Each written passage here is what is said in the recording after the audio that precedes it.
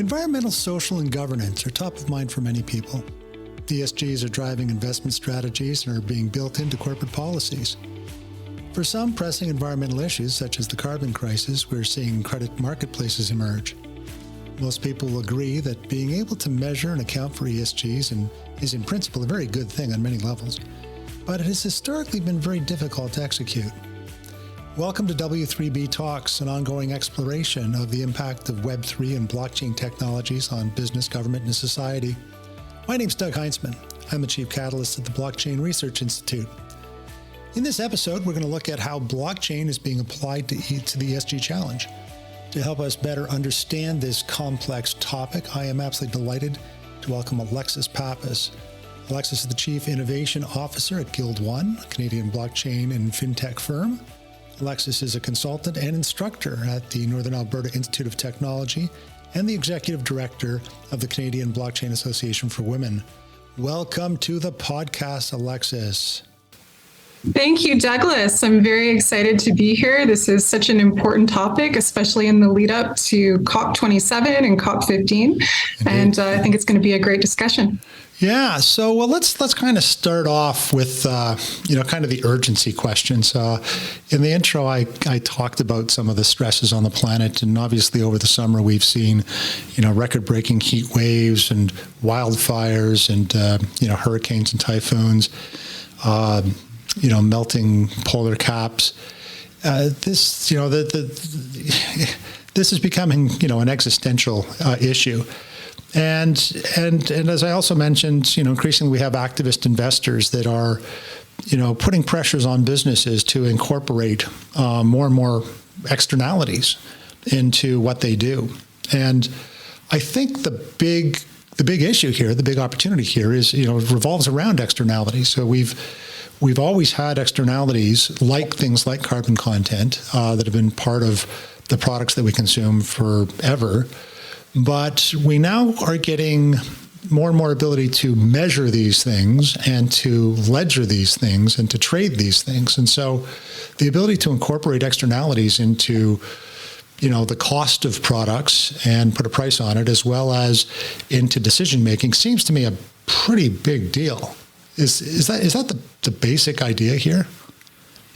Yeah, I think that in the coming years, we're going to see more and more pressure put on corporations and other large organizations to be able to surface accurate data around the emissions content of things like retail products, as well as their overall business operations extending into their supply chains, per the Scope 3 measurement protocol for emissions. And I think that blockchain is going to be a really important enabling technology because it can provide a lot of traceability into these emissions.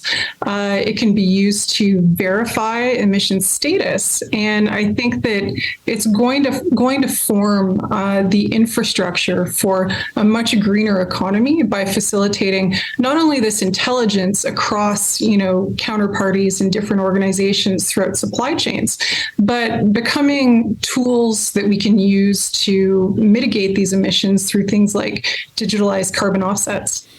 So let me just pick up on one point you were just making there. You referred to Scope 3. Could you just, in the context of a supply chain, could you just help us understand what you mean by that and what the real issue is? Scope 3 is a comprehensive measurement protocol that looks not only at the direct energy consumption of an organization, but also the emissions throughout the entire supply chain of, say, a particular product. In the oil and gas industry, Scope 3 emissions are starting to be represented as something called environmental product declarations, which have a myriad of different inputs across oil and gas value chains for the different areas where emissions are expected. These have actually been used in industries like construction for many years to be able to form the basis for LEED certifications for buildings and provide a template basically for all of the different emissions points in a supply chain that can end up as a much more holistic calculation. Yeah, so I think the leads example is a good one, and the idea of taking a much more holistic systems view of things makes a ton of sense. The scope 3 issues, one of the places I think it's so interesting to where they're manifest is that investors are increasingly looking to deploy capital in ways that are cognizant of or take into consideration the ESG component. And one of the challenges we have, of course, is that, for example, if you're investing in a major, e-retailer, and they have, a very large amount of revenue associated with it, and they might have a really good ESG rating because they've got strong governance and, in their operations, they're doing all the right things on carbon, et cetera. But a vast amount of the value of that revenue, right, 74, 80% of that value is actually coming from, other products and other vendors that are part of an extended supply chain. And none of the social or governance or environmental impact of those inputs is incorporated into that ESG rating. And, I think it's quite reasonable for investors to be skeptical of some of those ratings because they're not holistic. I mean, is that fair? And what do we do about it? I think it's very fair. And I think, to your point as well, the incorporation of other types of criteria like social good into those ratings is very important. And those things at times can be hard to track and hard to quantify. But I think the biggest value blockchain in that is to provide a platform for a variety of different counterparties to align around the same standards, the same processes, the same terminology for things like ESG ratings or emissions calculations, because the fragmentation in the market is currently a major barrier to any level of accuracy in those types of rating systems. Yeah, so some part of the criticism I always hear is kind of twofold, right? One is, or actually multifold, I guess. Well, one is that it's difficult to audit this stuff. It's inauditable. It's, it's best behavior sort of counting. And, if you're really going to turn this into an asset and create a marketplace around it, you need to have true confidence in the auditability. And you also have to have true confidence in the actual scarcity of things, that things don't get double counted, and that people aren't taking, credit for the same thing multiple times and then, recounting that in multiple ways. And I think those are also valid criticisms. So let's start with the climate, the environmental component, and we'll talk about carbon, as a bit of an exemplar, maybe the most important component that certainly we're spending a lot of time on. Part of the problem is measurement, and then part of the problem is ledgering, right? And to make sure that as a product moves through a supply chain, that its constituent carbon is accounted for and kind of moves with it and gets, fractionalized as the product or the resource gets fractionalized.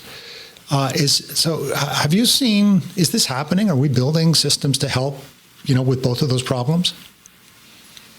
Yeah, well, I would say that that's become one of our primary missions at Guild One, and something that we're actively developing for a number of different projects that we're going to be announcing in the next couple of months. A really big challenge is apportioning responsibility across supply chains. And that's something where permission blockchains and smart contracts can create a very highly automated system for not only the registration of all of this emissions data, but the apportioning of responsibility to the different participants across these supply chains. Carbon is a really interesting area because it's something that's very quantifiable. Of course, it's going to be a leading asset class for financing a lot of the energy transition projects around the world. But the market's currently have a lot of challenges. Some studies have found that as many as 90% of all the voluntary carbon offsets on the market don't actually meet criteria for a ton of sequestered carbon. And then when you add in double counting and all of the other challenges, this is kind of an ideal use case for blockchain to solve. Yeah, so that's so interesting because you actually touched on the first part of that question, which is, the measurement question. And I think that IoT and the ledgering, near source of consumption and better standards around, what it means to have an offset and what the criteria are, I think all that is going to help with that. And blockchain's ability to kind of track and trace all of that through a supply chain so that it gets fractionalized and distributed and assigned in ways that make sense and that there's integrity around, the componentry of that carbon content, and to the extent that we can, collectively have a strong degree of confidence around it. That's part of the equation. But where you took it, I think, is the other part of the equation that I think is really interesting, and that is that if you can count these things really well, and if you have confidence in them, then you can turn them into assets, and you can build a marketplace around it, and you can put a price on it. So can you tell us a little bit about what's going on in the carbon market? I mean, quite aside from counting it and measuring it and figuring out where it goes, what is the carbon marketplace? What does carbon as an asset class really mean? Yeah, it's interesting. I mean, it's a market that gets a lot of very legitimate criticism, and a lot of it is around the lack of validation of carbon credits. And this is another big problem that I would add that blockchain has the capacity to solve. One of the things that we've developed at Guild One is a validation ecosystem on chain that allows different authorities, including assurance companies and regulators, to participate in the actual validation process, both of emissions as well as carbon offsets. And I think that that's going to be really critical for not only having traceability into the data, but knowing that that data has integrity. And for the carbon markets, I mean, this is an area that is accelerating very quickly. It's predicted to grow from just about $2 billion last year in the voluntary markets to potentially $180 billion by just 2030, because this is going to be a key mechanism, and in some cases, almost kind of a green currency that's going to fill in a lot of gaps between what companies are able to do in terms of their absolute emissions reductions from things like switching to renewables, and the gaps that still exist where they can't reduce emissions. It's also becoming very popular with investors. There are a number of different carbon ETFs that have been launched all over the world. And the interesting thing about it is because a lot of the offsetting that goes on around the world is being pushed by different jurisdictional regulations, as well as you mentioned earlier, investor demand for much better ESG performance on the part of companies. It's potentially one of the leading non-correlated asset classes that isn't going to necessarily be as subject to different, areas of market volatility as other types of assets are. So rising demand, both from companies that intend to consume carbon credits, voluntary carbon credits as offsets, as well as from investors who are seeing it as having some really unique financial properties.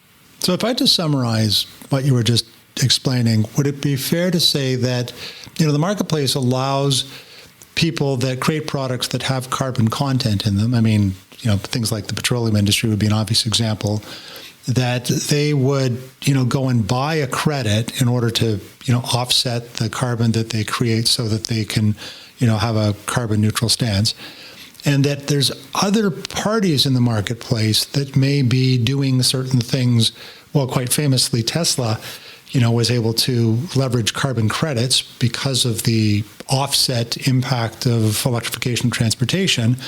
And that that influx of capital because of their generation of these credits and the marketplace that supported it was able to be used as a significant subsidy that helped them build up their business to the point where it was self-sustainable. Is that how the mechanism's designed to work? Yeah, absolutely. I mean, I would say that it's not intended in many cases to be, sort of like indulgences for companies to be able to emit more as long as, they purchase a certain number of carbon credits. But it's a really interesting sustainable finance mechanism that can help, especially through different areas of monetization, like, sales to funds and ETFs, and as futures can actually fund the development of sustainable projects like reforestation or like renewables projects or other areas where that additional financing can actually make them possible. Yeah, I find this whole idea of being able to, turn some sort of environmental impact into a token and be able to trade that token in a marketplace, it's really interesting. I've been working with a company that is, built an ecosystem around people that run around and clean up beaches and take plastics off of beaches, and in doing so actually earn credits, and those credits are actually financed by companies that have an environmental mandate, and they can convert those to some sort of currency that can be used inside that ecosystem to acquire certain kinds of products at discounts or for free or whatever.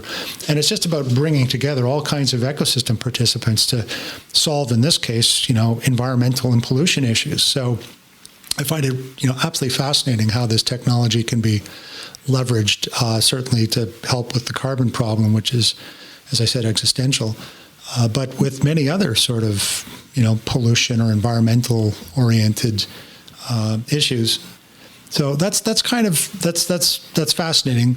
Related to this, I had a question about, food waste, and does that fit into this equation? A lot of people are saying that over the next 20, 30 years, especially because of the climate problem, that we're going to have increasingly large challenges around feeding the planet.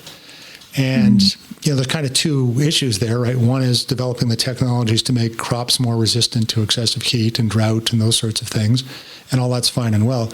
But the other is the waste problem. I mean, today we have somewhere in the order of about a third of all of the calories that we actually generate on farms are eventually wasted and never consumed by humans or animals. So can we deploy any of this blockchain for good, blockchain for ESG technology to support that, to solve that problem? Yeah, absolutely. And I really like the term existential for the threat that climate change poses to our civilization. The latest UN report that came out just about a week ago suggested that we're on track for somewhere between 2 and 3 degrees of warming by 2100, far in excess of the 1.5 degrees within this century that, we had set as a goal under the terms of the Paris Agreement. And this is going to cause massive changes to our world. By 2050, it's predicted that there are going to be 10 billion people on the planet. But at the current rate of deforestation and habitat loss, and also the impacts of climate change on arable land, there's going to be a lot less available in terms of food resources. So it's a very dangerous set of trends that are moving in opposite directions, that, we are going to have this accelerating population at the same time as we have much less of a capacity to feed them. So that means that we need to get a lot more efficient. And that's one of the best use cases for blockchain technology in terms of supply chains, is increasing efficiency. There was a great report that came out in 2020 by PwC called Time for Trust, and it looked at the holistic impact of blockchain on the global economy. And what they found is that in terms of creating efficiencies, reducing waste, reducing manual processes, and the need to constantly verify data. That blockchain could boost the global economy by $1.76 trillion by just 2030. And this applies directly to the food waste problem, which is just one of these major efficiencies that blockchain has the potential to solve.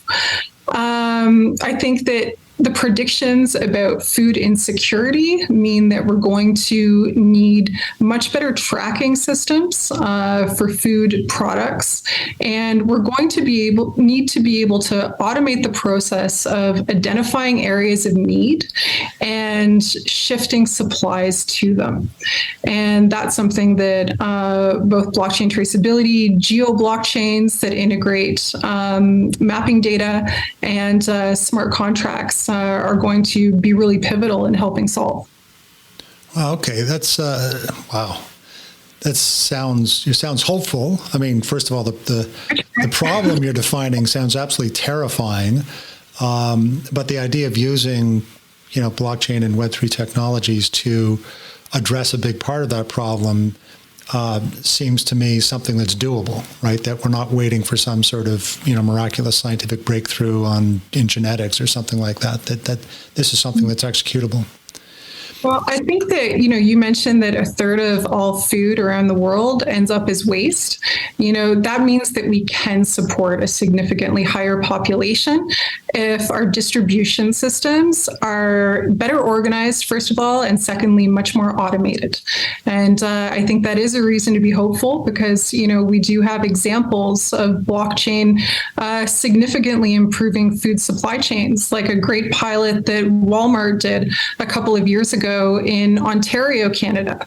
And I think that, as we continue to have these pressures, companies are going to be incentivized to start investing in them and adopting them.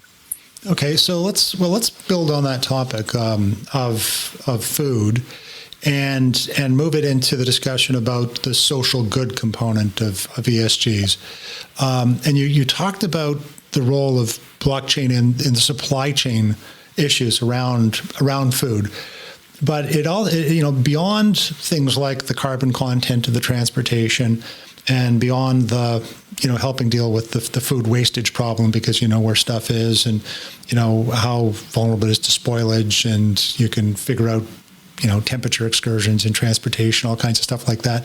Beyond all of that, there are some social benefits ranging from the provenance issues around food for, understanding if things are organically farmed or if they contain allergens or if they've been farmed according to fair trade practices. And so there are not only some environmental issues there, but there's some kind of social, local economy issues, the equitable distribution of value creation issues that apparently can be addressed. I mean, do you have any thoughts about how we can, help with some of those issues?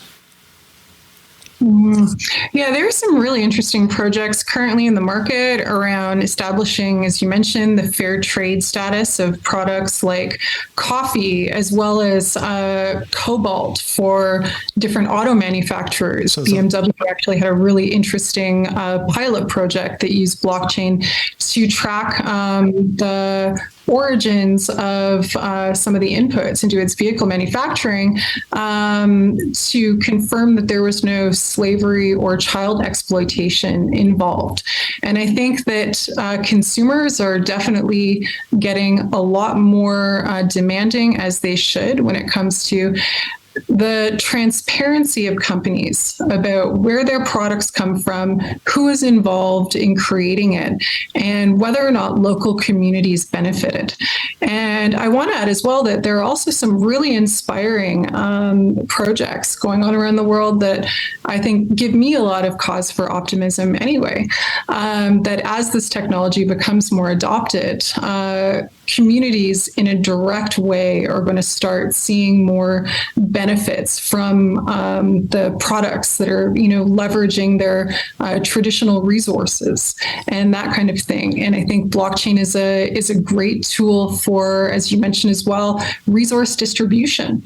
You could, for example, have a fruit, growing operation somewhere in the Amazon that's maintained by a local community, and you would have a traceable certificate that would have very rich data about the origins of the product, about the emissions impact of the supply chain.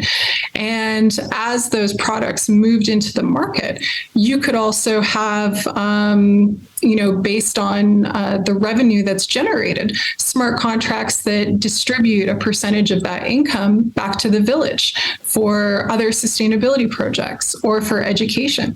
I think there's a lot of really interesting ways that these types of systems can actually turn communities who've been historically the source of exploitation by large businesses into stakeholders in economic development. So that's really interesting. The idea of using smart contracts to distribute the value component of any good to the participants in the creation of that value in ways that are, first of all, equitable, and second of all, that consumers would want to see, executed, that they can incorporate that into their buying. I mean, you had mentioned the ethical sourcing applications and the stuff that Volvo and other car companies are doing around cobalt and their componentry in electric vehicle batteries. I mean, right now we go and buy an electric vehicle, and it has certain specifications and certain range.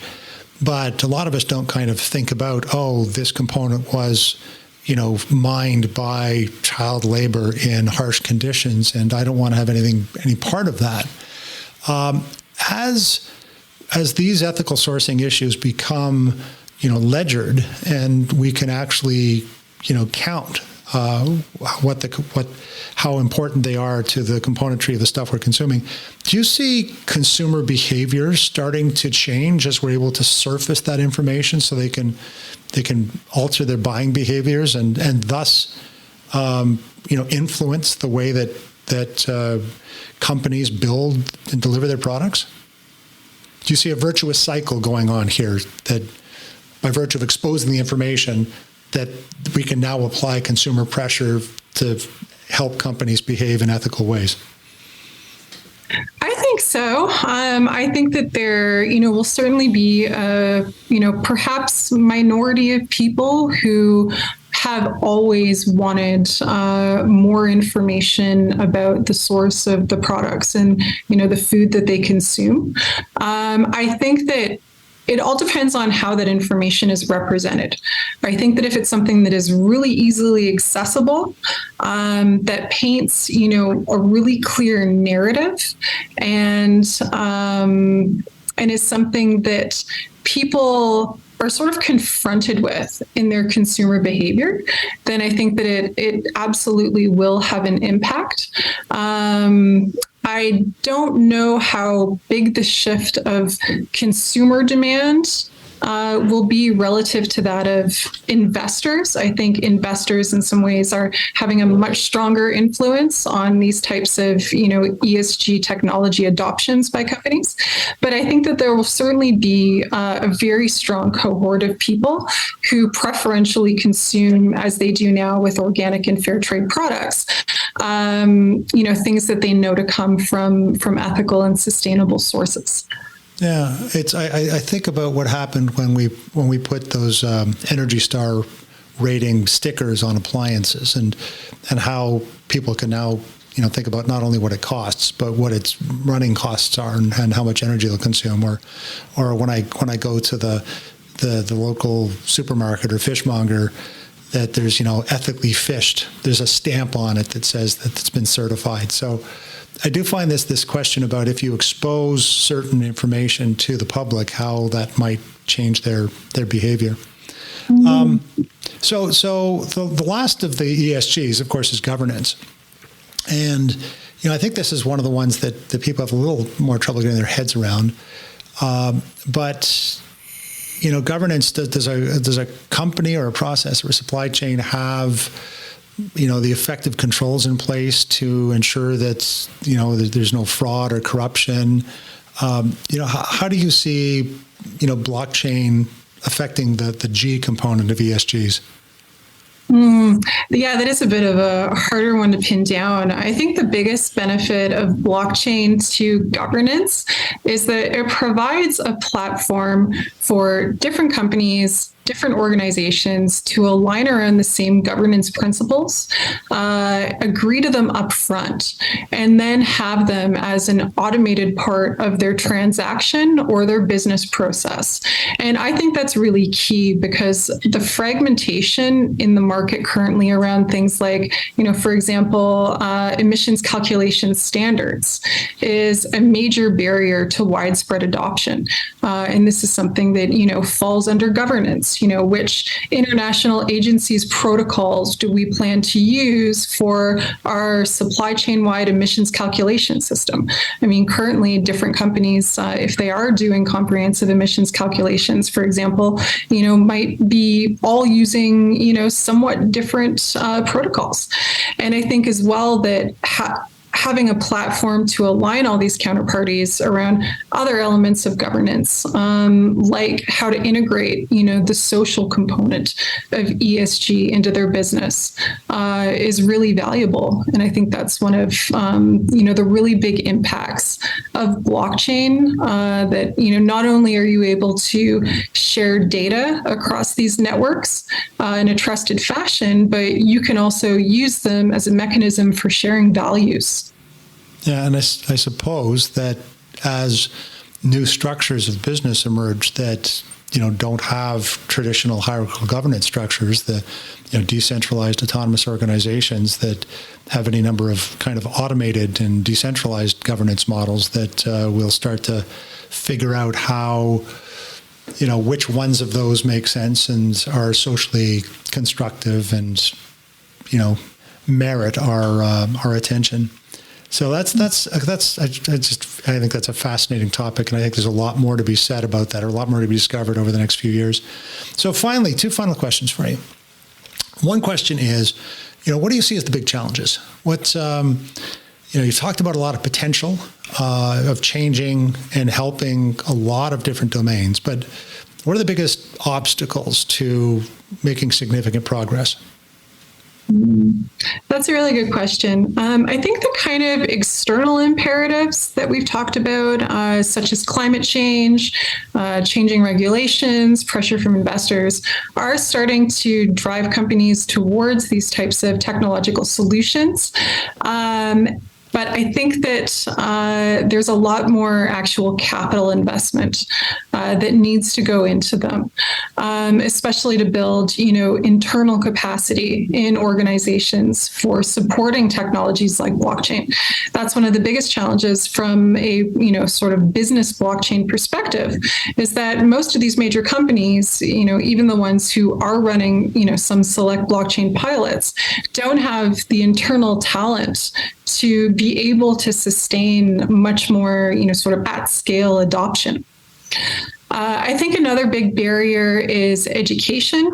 I remember, about 5 years ago when I first started off in the industry and focusing on permission blockchain, most of the education that I ended up having to do within industry was really on the difference between Bitcoin and other applications for blockchain. I think that we've, moved past that to some extent, but the real business value of blockchain is something that I think a lot of organizations, especially at a C-suite level, don't necessarily understand.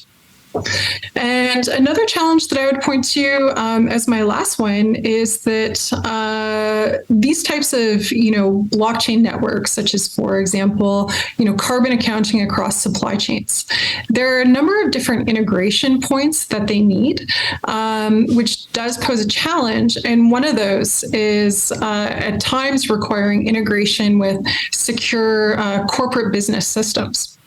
Well, public blockchains, do get a lot of the limelight.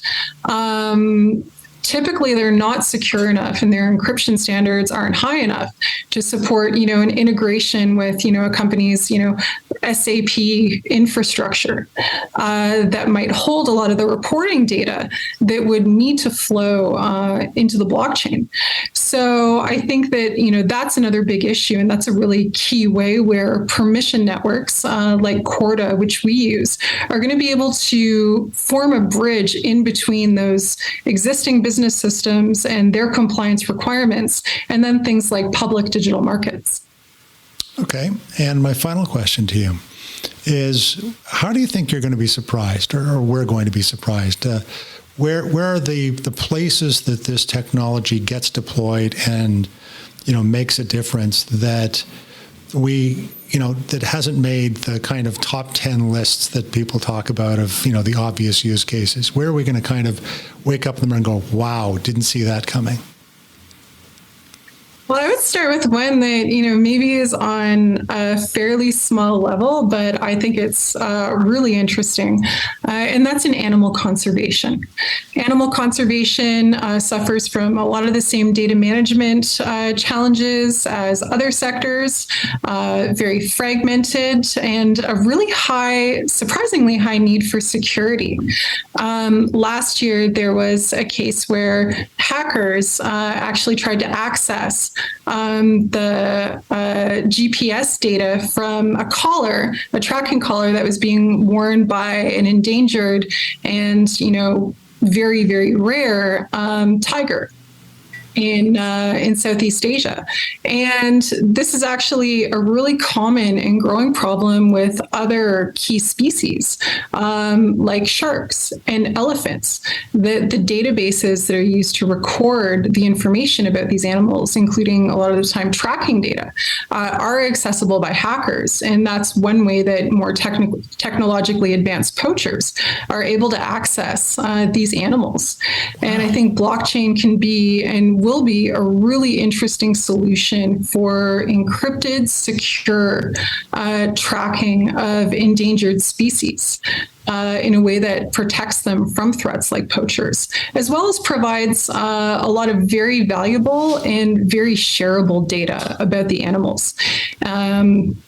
I would say that another area where I think blockchain is underdeveloped but is going to have a big impact going forward is on public markets. So currently about a third of all the assets under management globally are ESG assets. But just last year, ratings agency Morningstar had to strip about $1 trillion worth of assets out of the European ESG market for greenwashing. And of course, there have been, greenwashing challenges with Deutsche Bank and other large financial institutions globally.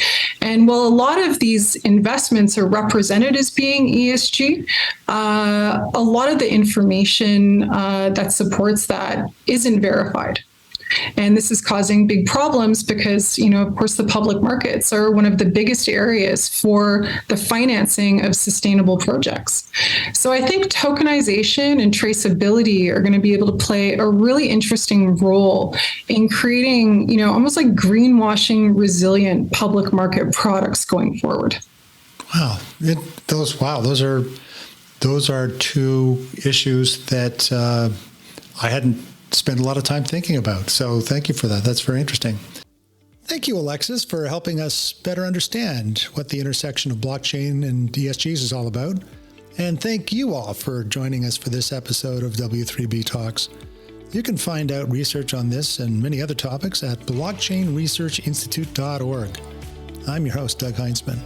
We hope that you will join us for our next episode of W3B Talks.